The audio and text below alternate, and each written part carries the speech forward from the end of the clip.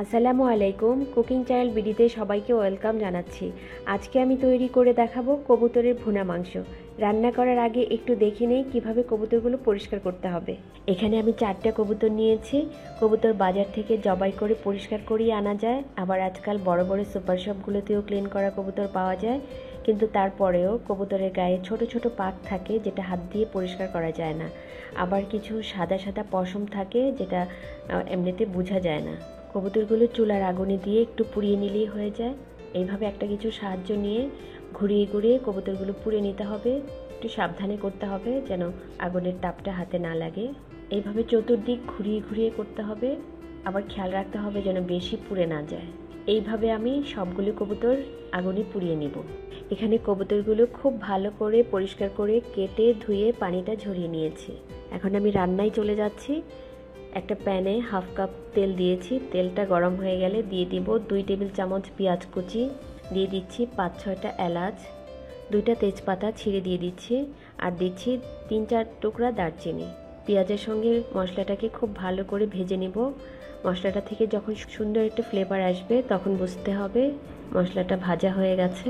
এখন দিয়ে দিচ্ছি 1.5 চা চামচ আদা বাটা, 1 চা চামচ রসুন বাটা, 1.5 চা চামচ জিরা বাটা, সামান্য একটু পানি দিচ্ছি মশলাটা কষানোর জন্য।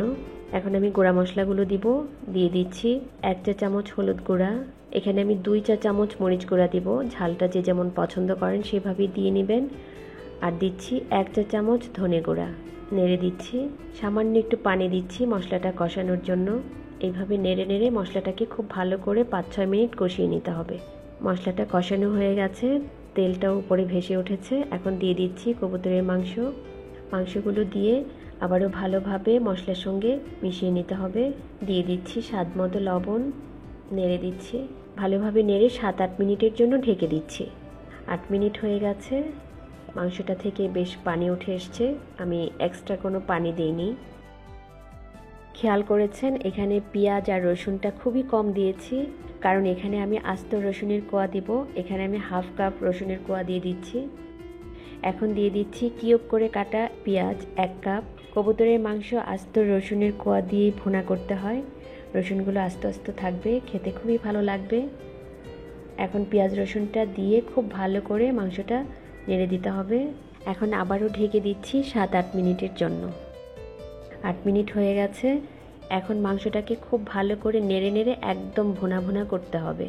তেলটা যখন উপরে ভেসে উঠবে তখন বুঝতে হবে মাংসটা ভালোভাবে ভুনা হয়েছে।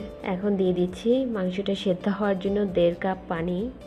দিয়ে দিচ্ছি 6-7টা কাঁচামরিচ। মরিচগুলো আস্ত দিয়েছি ফ্লেভারের জন্য।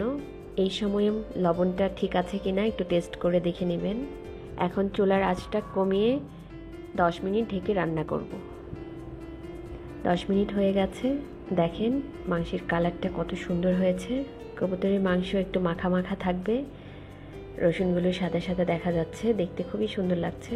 এখন দিয়ে দিচ্ছি হাফ চা চামচ ভাজা জিরার গুঁড়া, আর দিচ্ছি হাফ চা চামচ গরম মশলা গুঁড়া।